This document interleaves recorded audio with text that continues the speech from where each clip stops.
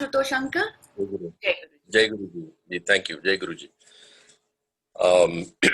It's a very big privilege to be part of the Sangat, and the Sangat is mostly outside people who are outside India. तो ये बहुत और भी special है. It really proves that you can take a person out of India, but you can't take India out of that person. Why I'm saying it is कि जैसे जैसे ये कलयुग प्रोग्रेस कर रहा है वैसे वैसे the सनातन धर्म के जो पिलर्स हैं those no longer become very feasible. ना तो कर्म कांड आप कर सकते हैं ऐसे दूषित वातावरण में, ना आप रिचुअल्स एक्यूरेट कर सकते हैं, ना आप बहुत सारा तप कर सकते हैं. But one thing that is possible is संतों का संगति. और वो हमारे शास्त्रों में लिखा हुआ है कि संत आते हैं और इस धरती पर ही आते हैं. That is what makes India so special. That this land is really not about, I mean, what constitutes the greatness of India, and I'm saying this, deliberately because, most of you are outside India, and I've been asked this question very many times about what really is great about India. We seem to be following the same material acquisition and the same pursuit of happiness, so-called. But actually what makes India great is not the pursuit of material happiness. It is really the spiritual tradition which makes this land very special. And यहाँ ऋषि मुनि हुए हैं जी, यहाँ messenger of God और son of God नहीं हुए हैं, यहाँ गॉड खुद हुए हैं. और ये बहुत ही एक संत के डिस्कोर्स में मैंने सुना कि it's like winning a lottery, the fact that you been born in this land, except that you are not encashing the lottery. Encashing the lottery का मतलब है आप संत के चरणों में नहीं गए और आपने रियली ट्रू अमृत संगति का नहीं लिया. तो ये धीरे धीरे समझ आई. to just start at the beginning and give you a very short summary, I have been quite privileged to being born to parents who have been very spiritually inclined. My father was a great Shiv Bhakt, and my mother also has been very very religious person, and बहुत सारे संतों का हमने we had the privilege and honor of being at the feet of many many saints right from very early on 70s and all. और गुरुजी 1979 में उनसे संपर्क हुआ, December of 1979, which I think officially makes us the one of the first bhakts of Guruji, and it's a big honor. And it was not a classical kind of relationship between a sant and a bhakt. It was a fairly unconventional start. He was a young man who had just come out of the forest after many, many years of tapasya. And, it was only gradually that we realized his greatness. And the relationship kept building and kept building. And then we realized that here is a divine person. Like I said, not the Son of God or Messenger of God, but God Himself. And there were many manifestations to tell us that we are in the presence of a divine being. We are in the presence of a master. We are in the presence of God Himself. So, without further ado, I'd like to hand over to my mother, Mrs. Usha Kapila, and she will, share her experiences now. Jai Guruji. Jai Guruji auntie, welcome. Namaste. Thank you. Thank you. Sari Sangat, I'm very grateful to the entire Sangat for affording me an opportunity to talk about Guruji, because I have known him since 1979. And I think over the years, our perception and understanding of Guruji kept on changing. And of course, you do, when you're young, your perception of things is so different. But that is what happened to me. I was only 40 years old when I first met Guruji, the December of 1979. And that was a very unfortunate event when we met with an accident. And my husband had a very big head-on collision with a truck. And we were driving towards Delhi from Chandigarh. We were going to Delhi. And he broke 8 of his ribs with multiple fractures. And we were in a nursing home for about 15 days with a doctor friend of ours. So after 15 days, we went home, and my husband was a Punjab cadre civilian. He was an IAS officer of 57 batch in Punjab cadre.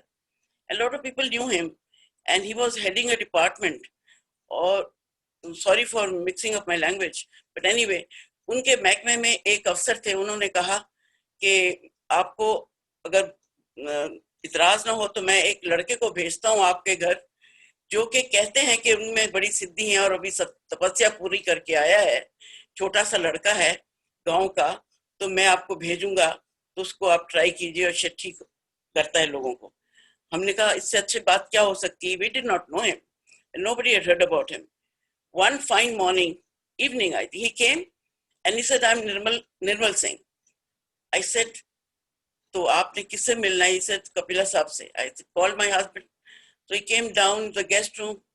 So both of them went there, and गुरुजी ने कहा मुझे अपनी दर्दें, अपनी चोटें दिखाइए. तो इन्होंने सारा अपनी बॉडी बेयर करके सारी रिब्स जो मल्टीपल फ्रैक्चर्स में टूट गई थी, 8 रिब्स, सिर फट गया था, बैक में पेन थी, सांस लेने में दिक्कत, बहुत प्रॉब्लम थी. तो गुरुजी ने सारे बदन को सारे को करा, उन्होंने देखा, और उसके बाद उन्होंने ट्रीटमेंट शुरू किया. ट्रीटमेंट क्या था? हाथ ही लगाते थे सारे बॉडी पे, हाथ फेरते थे, और क्या करते थे मुझे पता नहीं. एक दिन फिर उन्होंने कहा 2 दिन के बाद कि आप उषा आंटी आप एक उड़द की दाल की रोटी बना के लाना, और उससे मैं इनके पीठ पर सेक करूंगा. मैं रोटी बना के लाई थाली में डाल के, और थाली जो थी वो मेरे हाथ में पकड़ी रह गई. खाली कर ली इन्होंने थाली, तो रोटी उठा के उनकी पीठ पर रख दी, और थाली जो खाली थी, ये चारपाई पे बैठे हुए थे गुरुजी मेरे हस्बैंड के साथ, और मैं थाली लेके खड़ी हुई थी दरवाजे के पास, और एक अचानक उसमें पूजा मिश्री का पहाड़ बन गया. थाली भारी हो गया, पता नहीं कहां से आई. It started raining into the thali, और वो जो पूजा मिश्री थी वो बहुत सारी ढेर हो गई. तो फिर मैंने कहा, मैं घबरा गई. I thought it is one of those magic shows or some kind of spiritual, that nothing spiritual about it, just an illusion or something. So I went out to the kitchen. Out of the kitchen, I threw it all in the garbage. So I did not understand. Look, the way we started our relationship with Guruji, we did not see any divinity in him. We just saw some magic show, and it continued to, he continued to come to our house. और रोज आते थे, रोज बड़े प्रेम से हंसते हुए आते थे, मुस्कुराते हुए आते थे, और बुशर्ट, पतलून, फ्लीट शूज, और बहुत बाल थे उनके सिर पर. And he used to keep smiling, and हम सोचते थे ये हंसते क्यों हैं, पर उनके मुंह पे हमेशा स्माइल रहती थी, बात करने वक्त, और चुप थे तब भी. तो उन्होंने ये ट्रीटमेंट 1 हफ्ता किया, और मेरे हस्बैंड को डॉक्टर्स ने कहा था आप 6 महीने 7 महीने आपको पेन रहेगी, सांस लेने में भी और पीठ में भी. तो गुरुजी 7 दिन में उन्होंने इसको इतना ठीक कर दिया. ऑफिस चले गए, और उसके बाद कभी इन्होंने कंप्लेन ही नहीं करी कि दर्द कुछ चीज होती है, हमें कभी नहीं. इन्होंने कहा ही बिकेम एब्सोल्युटली ओके. अब बताइए, तब एक मिरेकल सा तो लगा कि 6 महीने में डॉक्टर कहते हैं ठीक नहीं होंगे, और ये गुरुजी ने 1 हफ्ते में ही ठीक कर दिया. तो अब उस दिन गुरुजी थे, हम तो कुछ लड़का सोचते थे घर में आता हंसता हुआ, मुस्कुराता हुआ, और ये तो एक दिन फिर ऐसे ही ये ठीक हो गए. वो महीना भर हमारे घर आते रहे और मलते रहे, इनकी बैक को मालिश करते रहे, और ये और भी ठीक होते चले गए और अच्छा लगने लगा इनको. फिर गुरुजी ने एक दिन आए, ड्राइंग रूम में हम लोग बैठे थे, तो उन्होंने इस तरह अपने हाथ मले, तो मेरे कमरे में नोट बरसने शुरू हो गए. 2 रुपए करेंसी के ब्रांड न्यू नोट्स, सारे कमरे में बारिश सी होने लगी नोटों की. मैं बड़ी हैरान हूं, मैं डर गई, क्योंकि ऐसी चीज का मेरे को कोई एक्सपीरियंस नहीं था. We are a product of Western education, basically. Having studied in convents and all, these things did not make any sense to me, except that it's a magic show or a black magic, and it is not good for us. So I was so scared that Guruji was laughing, and my husband was quiet, and I said, मैं कमरे से बाहर जाने लगी, तो गुरुजी ने कहा, Usha aunty ये सारे नोट उठा ले. मैंने कहा मुझे नहीं चाहिए. ईसर ने सारे उठा ले. फिर मैंने उठा लिए और नोट उठा लिए. मैंने कहा क्या करूं इसको, 2 डिनोमिनेशन की थी करेंसी, ऐसे थे जैसे ब्रांड न्यू नोट्स निकल के आए अभी उसमें मिंट में से। तो वो सारे उठा के मैंने गुरुजी को देने लगी। गुरुजी कहते नहीं उषा आंटी इसको अपने खजाने में रख दे, तेरा खजाना कभी खाली नहीं होगा। तो अब इतने सालों के बाद गुरुजी को उस वक्त मैं 40 साल की उम्र थी, आज मैं 80 साल की उम्र, तो मैं अब महसूस करती हूँ कि it was a very big privilege.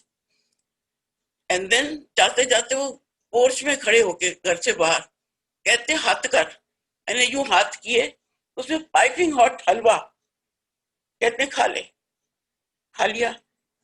उसके बाद गुरुजी, हमारा काम खत्म हो गया और गुरुजी का आना बंद हो गया। हमने उनका पता भी नहीं लिया, उनका कोई प्रोग्राम नहीं लिया, उनका एड्रेस नहीं लिया। वी सेड ठीक है, उनका काम भी खत्म, हम भी ठीक हो गए, अब that is all in the contract. तो खैर हमारे घर में आते थे ना, पानी तक नहीं पीते थे। मैंने गुरुजी को बहुत कहा, गुरुजी हम वेजिटेरियन हैं, हमारे घर में अंडा मीट मच्छी नहीं आता, आप पानी तो कम, चाय तो पी लीजिए कम से कम। नहीं, खैर इस तरह आते रहे। एक दिन उन्होंने इस तरह हलवा तो कई दफा उन्होंने मेरे हाथों पे रखा। एक दिन आए जब उनका फेयरवेल था तो कहने एक साड़ी लेके आए। मैंने कहा कमाल ही हो गई, जॉर्जेट की साड़ी, टर्कोइज ब्लू कलर की beautiful sari, and he kept it, he said Usha aunty this is for you. मैंने कहा मेरे पास बहुत साड़ियां गुरुजी, गुरुजी नहीं निर्मल सिंह, मैंने क्या करनी है साड़ियां, तो मेरे पास बहुत साड़ियां मैं नहीं पहनूंगी। तो the more I resented, he said ठीक है फिर इन्हों रख के जा रहे हैं, किसी को दे दें। फिर मैंने कहा कि ये बड़ा मिस्टीरियस सा मैसेज है, मैं क्यों दूं, मैं तो रखूंगी। फिर मैंने रखा और पहना। We lost touch with Guruji. हम आगे गवर्नमेंट ऑफ इंडिया में, my husband became secretary to government of India and we had to come to Delhi. And एक दिन हम शाहजहां रोड पे रहते थे, गुरुजी आ गए, कहते कौंटेसा गाड़ी में आए, कहते गड्डी मैंने किसी मंत्री ने दी है और ये बिना पेट्रोल दे चल दी, और साहब कितने हैं। मैं क्या साहब थे ऑफिस ने, दफ्तर ने, और I till then did not see any divinity in him. Let me tell you, this is the truth. And I did not even often ask him to sit down. तो मैंने कहा मुझे डर लगने लगा था कुछ और ही ना पैदा कर दें यहाँ पर बारिश नोटों की, तो घबराने लगी मैं, अकेली थी। तो उन्होंने कहा अच्छा ठीक है फिर मैं भी जाना वहाँ, हाथ कर। फिर उन्होंने मैंने हाथ किया, उन्होंने फिर गरम गरम हलवा रख दिया, प्रसाद, और वो मैंने खा लिया। खूब सारा था जी, पूरी पूरी बुक भरी, और गरम धुआं निकल रहा। मेरे ड्राइंग रूम में खड़े होके वो उन्होंने दिया। उसके बाद फिर भी हमने, वो चले गए और हमने फिर भी, मैंने पूछा नहीं कि जी आपका एड्रेस क्या है और आप कहाँ रहते हो और कैसे हो। तो ये सारी बात खत्म हो गई, हम दिल्ली आ गए, कुछ साल बीत गए। इनके रिटायरमेंट के बाद हम गुड़गांव में सेटल हुए। तो एक आईजी पुलिस थे पंजाब के, उनको गुरुजी ने कहा कि आप कपिला साहब को ढूंढ के उनके घर जाओ और उनको मेरे पास बुलाओ, मुझे देख के बड़े हैरान होंगे। पर उन्होंने ये नहीं कहा कि कौन है, उन्होंने कहा ये मेरे गुरुजी बुला रहे हैं। तो मेरे हस्बैंड जो थे बहुत इनिशिएटेड थे ऑलरेडी, सुबह 4 बजे उठ के 4 घंटे रुद्राभिषेक करके ही दफ्तर जाते थे। बहुत भक्ति उन्होंने की, बहुत तपस्या करी उन्होंने। और तो तब ये थोड़े थोड़े बीमार हो गए। तो उस आईजी साहब कहने लगे कि मेरे गुरुजी को मिलने का, ठीक है जी हम तो गुरुजी के पैर छूने को तैयार है, कौन है ये गुरुजी। उन्होंने कहा उन्होंने आपको बुलाया। हम चले गए, वहां देखा मेरोली के पास एक एम्पायर स्टेट बिल्डिंग थी, उसमें हम सत्संग हो रहा था। गुरुजी बैठे थे पूरे रेगेलिया में अपने, इतने इम्प्रेसिव, और फर्क शक्ल, फर्क फॉर्म, हर एक ड्रेस फर्क, अपीयरेंस फर्क। अच्छा, वो हमें देख के हंसने लगे, हमने नमस्कार किया, कहते हैं हैरान हो गए ना। मैं क्या जी, अच्छा। फिर उनका बैठो सत्संग सुनो। सत्संग में बैठे, वो लंगर खाया और चाय वाय खूब वहां पिलाते थे आते सारी। और मैंने देखा, मैं बहुत हैरान हुआ कि वहां दिल्ली में जो भी कोई आदमी था इम्पोर्टेंट और फेमस, मंत्री सब वहां पहुंचे हुए थे, और प्राइम मिनिस्टर तक, अटल बिहारी जी भी थे, और जितने नेहरू शहरू सब वहां पहुंचे थे। तो मैं काफी, मैंने कहा इन लोगों को कुछ तो मिलता होगा, दर्शन करने तो कभी भी नहीं आएगा, पॉलिटिशियन भी और लोग भी। हम लोग कहाँ जाते हैं दर्शन के लिए? हम तो जाते हैं, हमारी कोई अपनी डिमांड होती है, हमारी कोई नीड होती है, कोई कमी होती है, हम सोचते हैं ये पूरी कर देगा, हमारी मेहनत बच जाएगी। बेसिकली तो यही बात होती है, जिसलिए संत के पास जाते हैं हम लोग। तो यही सब बैठे थे, मैं पहले देखते थी सारा दरबार गुरु जी का।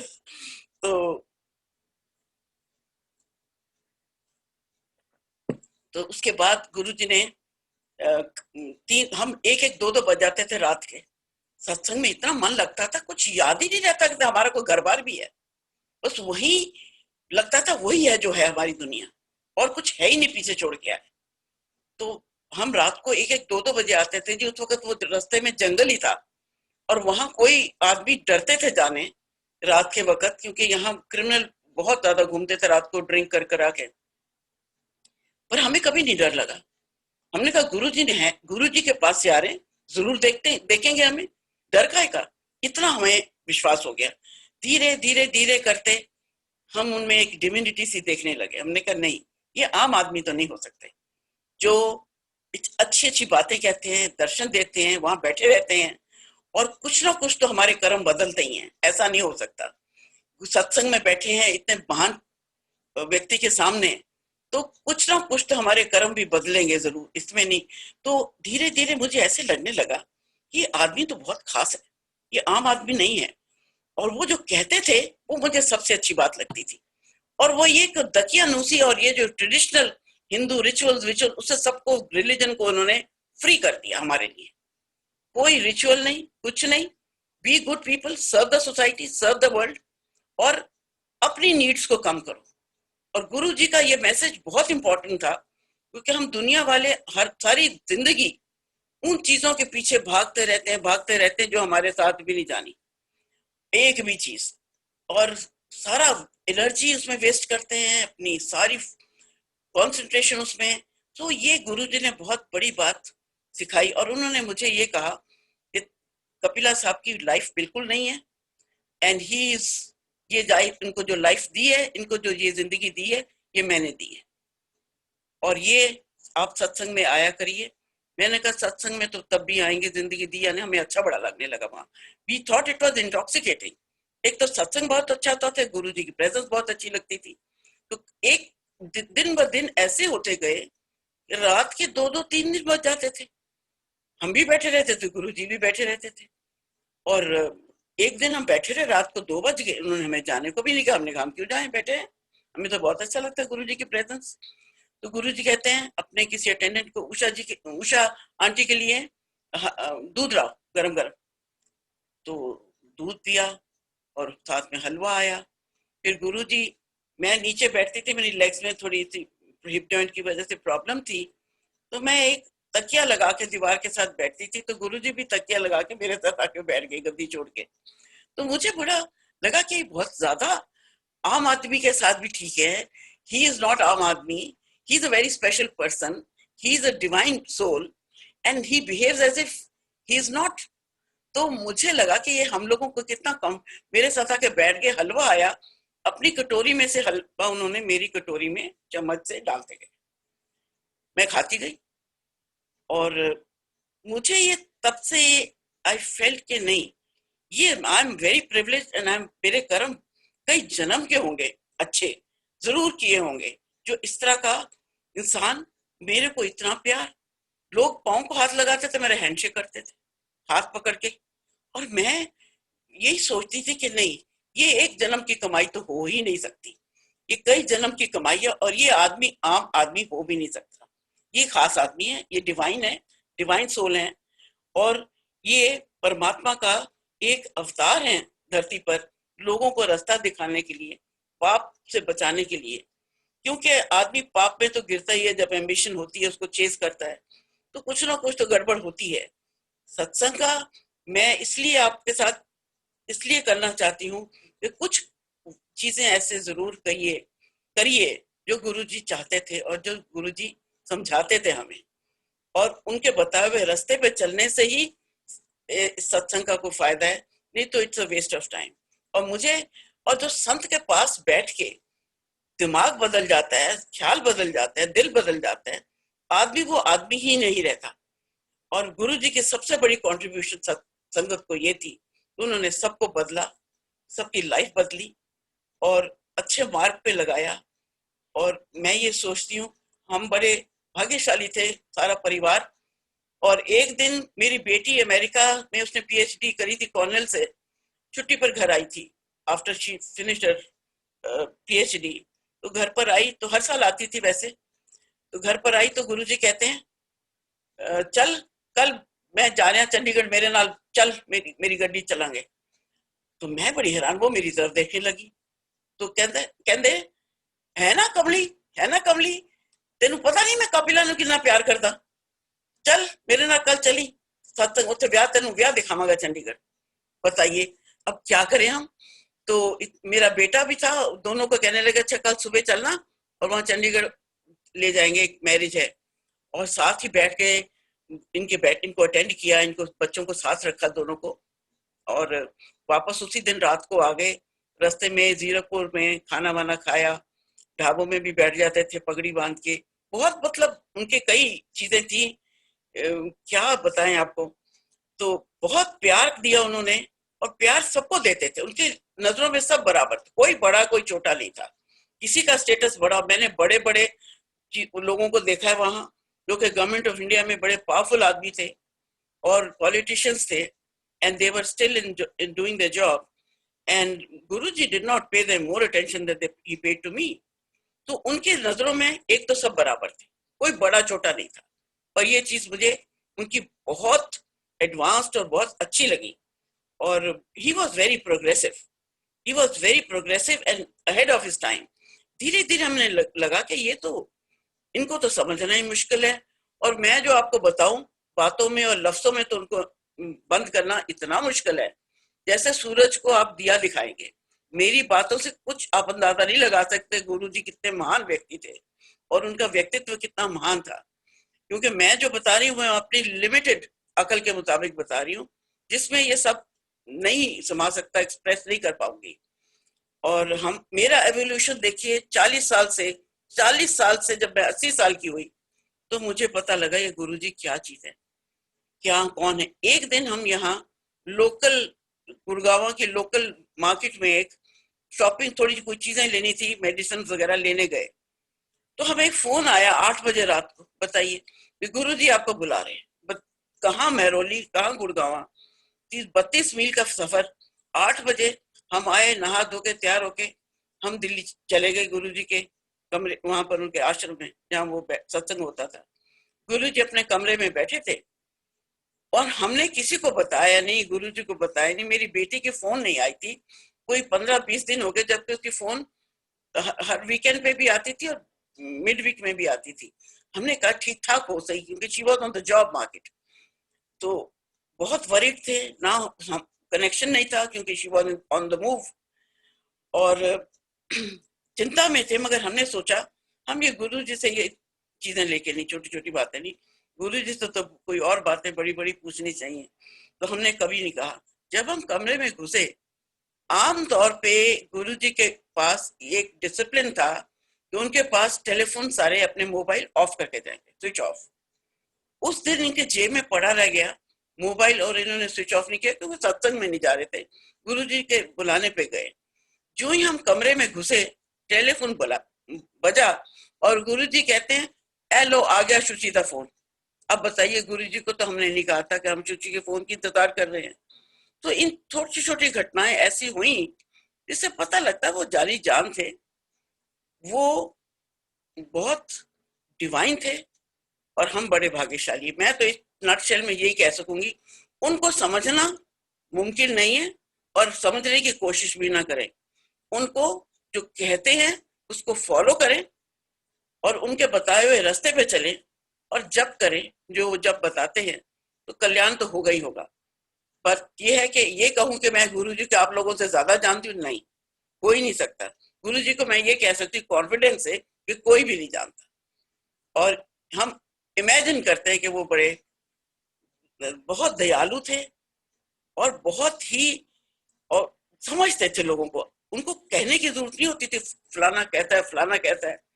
एक बारी हम सत्संग में बैठे थे, तो 2 लेडीज आई इनके पास आके, अंकल अंकल गुरुजी कह रहे थे जिंदगी जीनी सीखनी है तो इस आदमी से, वो उस आदमी को मिलो, वो सामने बैठा है जो, उससे देखो जिंदगी सीखो, जिंदगी कैसे जीते हैं। बड़ा honest, straight forward, strong, fearless आदमी है, ना तो किसी मंत्री से डरता है ना गलत काम करता है, और बहुत ऑनेस्ट है। और पहला एक IAS अफसर है जो कि तनख्वाह में घर चलाता है। तो बस हमें पूरी डिग्री मिल गई, हम बड़े खुश। और जानते तो हम थे ही, पर किसी के कहने का, गुरु जी को इतना पता था, हमने कभी नहीं कहा उनसे कुछ, मगर ऐसी बातें वो करते थे कि हमें हैरान कर देते थे। और प्यार इतना ज्यादा कि जिसका अंत नहीं। एक दिन सत्संग के बाद रात को कहते हैं 12 बजे, चलो कपिला साहब मेरी गाड़ी में बैठो, मैं आपको छतरपुर ले जाता हूँ, मेरा वहां मंदिर देखो। 12 बजे रात का मंदिर, 4-5 भक्त रह गए थे और हमें वो ले गए अपनी गाड़ी में, हमारी गाड़ी थी, उन्होंने कहा जी मेरी गाड़ी में बैठा, हमने कहा ठीक है, और भी अच्छा है। और कहने लगे कपिला साहब तुसी अगे बैठो, आंटी उषा आंटी मेरे को बैठनी पीछे। तो हम चले गए छतरपुर, वहां चांदनी रात थी, एक खाट आई, खाट पर वो बैठ गए, हम नीचे बैठे सारे बाग में, और वो भी बैठे चुप थे, ना वो कुछ बोले ना हम कुछ बोले। घंटा हुआ, 1.5 घंटा हुआ, और उसके बाद उन्होंने कहा चाय मंगवाओ। आधी रात हम चाय पीने लगे, और हम सोच रहे थे कि कुछ भी बोल नहीं रहे, कुछ तो हमारे कर्म बुरे काटे ही होंगे, जो सफरिंग हमारी कम करी होगी किसी चीज, हम क्या कह सकते हैं पिछले जन्म में क्या कर रहे हैं। मगर ये जरूर है कि ये इस जन्म में बहुत भारी तोहफा है हमारे लिए, ऐसे शख्सियत के साथ बैठना, और अपॉर्चुनिटी मिले इनके चरणों में बैठ के, हमने कुछ समय मिला हमें उनको, उनके पास बैठने का और उनके सत्संग में बैठने का। जय गुरु जी।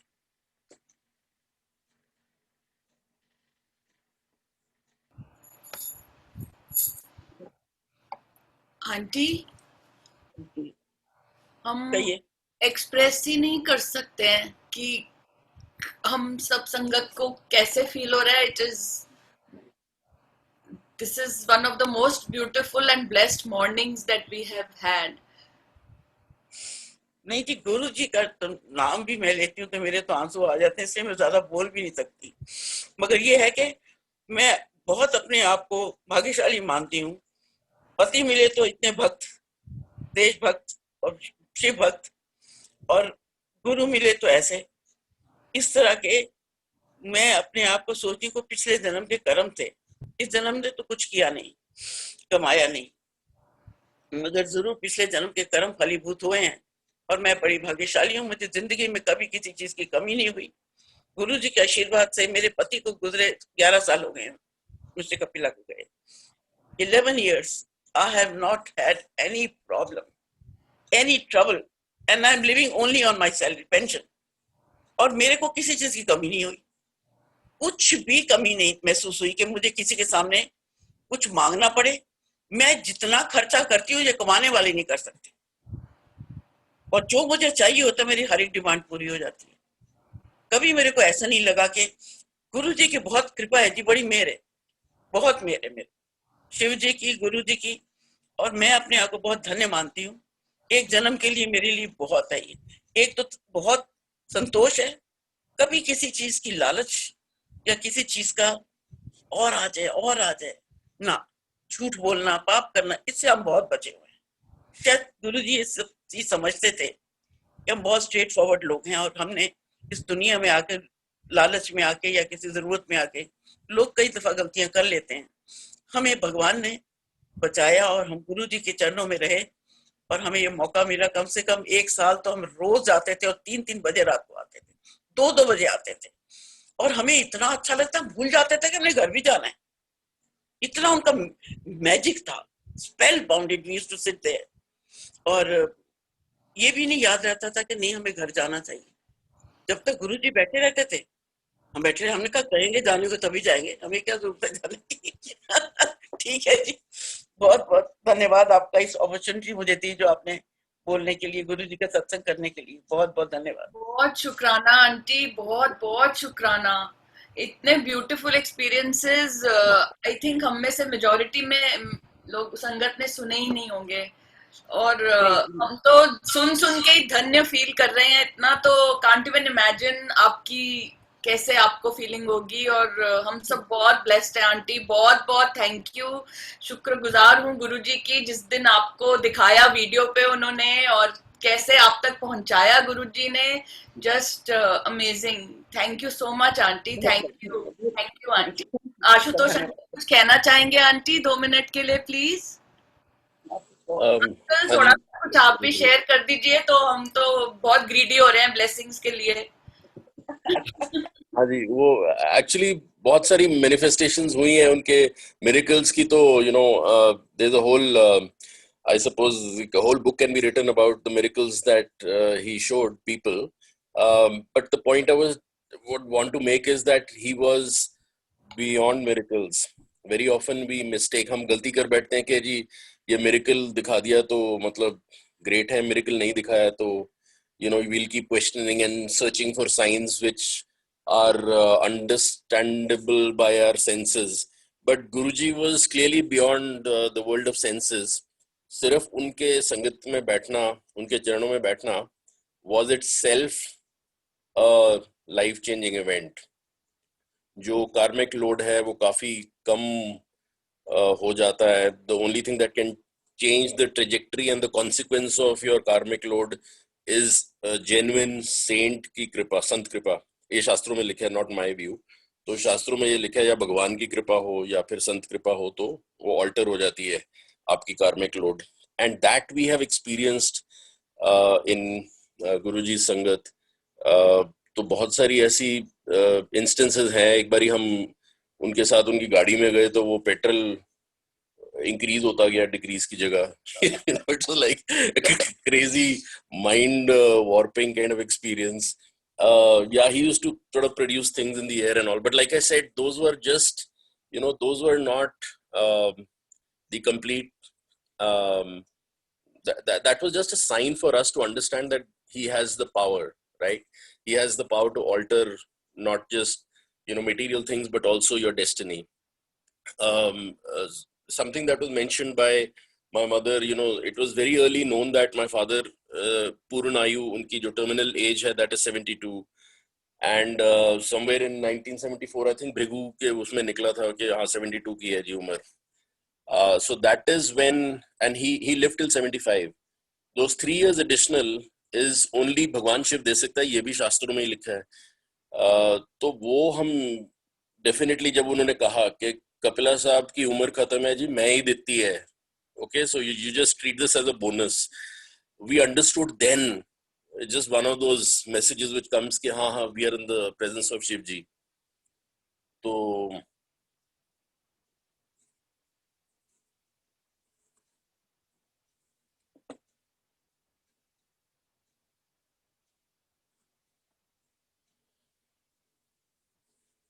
yeah, sorry. So many things like that happened, and we felt that ये जो सिद्धियां हैं या पावर्स हैं, ये तो सिर्फ हमको बताने के लिए एक है message, but he was beyond this. He was beyond miracles, and he was अभी भी हैं ये. and he is definitely here. He's not gone anywhere. Like any divine manifestation वो है उनका, अगर हमारे भक्ति भाव में है वो, we were genuinely kind of श्रद्धा से उनको याद करते हैं तो definitely वो आ जाएंगे. He's going to watch over us. He's definitely among us. And people like that are not really, they don't go away with the material body. They're always going to be amongst us and blessing us and telling us the way, showing us the way. So yeah, that's really all I wanted to say. So thank you. Shukrana Guruji. Thank you uncle and thank you aunty. बहुत बहुत शुक्राना गुरुजी का कि हमें आपसे दोनों से सत्संग सुनने को मिले. एंड हम सब बहुत बहुत भाव विभोर हो रहे हैं इस टाइम, और हम आपका जितना शुक्राना करें कम है, गुरुजी का जितना शुक्राना करें कम है. गुरुजी कहीं नहीं गए, जब याद करेंगे आपके पास होंगे वो. Not in physical body but he is always there. आप सिर्फ याद करें, बड़े काइंड हार्टेड हैं, जब भी याद करेंगे आपको पास ही होंगे. आंटी कोई अपना रीसेंट एक्सपीरियंस शेयर कर सकते हैं आप? अगर not asking for too much, sorry. नहीं, वही क्या करें शेर, अब एक्सपीरियंस अब धीरे धीरे याद आते हैं तो कुछ बता देती हूँ। अब पुरानी 40 साल पुरानी बातें, कुछ अब रिसेंट जो हुआ, अब इतना कुछ आपको बताया। हर चीज जो वो करते थे ना, उनके हर एक्शन का एक मतलब होता था जो हम लोग नहीं समझ पाते थे उस वक्त। आखिर मेरे हाथ में हलवा रखना, अपना खाया हुआ हलवा मेरी कटोरी में डालना, कुछ तो सिग्निफिकेंस था। मेरा हाथ हैंडशेक करना सबके सामने, सब लोग संगत में उनके पैर छू रहे हैं, मेरा हैंडशेक कर रहे हैं, मुझे बड़ा अजीब सा लगता था। कभी कहता मुझे, वो जो एक वहां पर उनके भक्त थे, बड़े अनन्य भक्त, चाय सर्व करते थे, और वो उनको एक दिन मैं घुसी। गुरुजी पहले एक कैबिनेट पे बैठे रहते थे अपनी पतलून बुशर्ट में, फिर जाके कपड़े बदल के आके गद्दी पे बैठते थे। तो मैं उनके पास गई गुरुजी प्रणाम करने, तो गुरुजी कहते आज तेरा रंग बड़ा गोरा लग रहा है। तो वो भक्त आए पीछे से, कहते हैं गुरुजी की जो आशीर्वाद होती है ना, तो बंदा फेयर लगता है। तो मैं कहा ये तो ऐसी तो बातें कई दफा कर देते थे कि आई टू बी एम्बेरस्ड कि ऐसे कैसे हो सकता है। और जब हम, आप सोचिए, कार में घुसने लगे, रात का टाइम है 12 बजे, कपिला से आप तुसी अगे बैठो, मैं आंटी कपिला नाल बैठांगा। ये बैठ गए, ड्राइवर बैठा हुआ है और मैं अंदर बैठी, और मुझे कहते हैं जवानी दीवानी बता। ये कोई गुरुजी वाली बात है?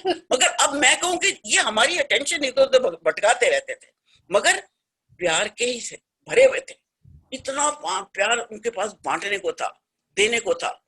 और जहां भी आप होंगे, उनको जब याद करेंगे, अगर वो वैसे ही आपके पास हाजिर होंगे, सत्संग करेंगे, वहां बैठे होंगे। एक दिन सत्संग में, यही आपके भी वो भक्त हैं शायद, उनका भी सिद्धार्थ अंकल को है कहते हैं, उनका भी सत्संग था आपके पास। तो वो उनके घर में एक बारी सत्संग हुआ, तब गुरुजी थे। सत्संग हुआ तो मैं एक कोने में बैठ के, मेरे आंसू गिरने लगे। मुझे होता है कई बार, भक्ति से होता है, दुख से तो, दुख तो कभी मेरे जिंदगी में हुआ ही नहीं, कभी दुख से तो होता ही नहीं है। तो मैं रोने, मेरे आंसू गिरने लगे, आंसू गिरने लगे। मैं पूछती रही, मैंने कहा ठीक है, सत्संग में बड़ा अच्छा लग रहा था। तो जब गुरुजी के पास आगे अगले दिन मैं गई, तो गुरुजी को मैंने नमस्ते करी, कहने लगे आ गई मेरी इमोशनल आंटी। बताइए, वहां बैठे गुरुजी, उनको कैसे पता लगा कि मैं वहां बैठ के मेरे आंसू आ रहे थे? तो गुरुजी जानी जानते, वो प्रकट होते हैं जहां भी आप उनको याद करेंगे, वो आपकी साथ होंगे। जब भी कोई हर मुसीबत से बचाएंगे, बस याद करिए, उनके चरणों में रहिए, सत्संग करिए और ठीक रास्ते में चलिए। बस यही वो कहते थे। बस, जय गुरु जी। जय गुरु जी, नमस्ते, शुक्राना, जय गुरु जी, जय गुरु जी, जय गुरु जी। संगत जी, I hope you all were able to hear and connect. Thank you Ashutosh uncle, जय गुरु जी, बहुत बहुत शुक्राना, बहुत बहुत शुक्राना, जय गुरु जी।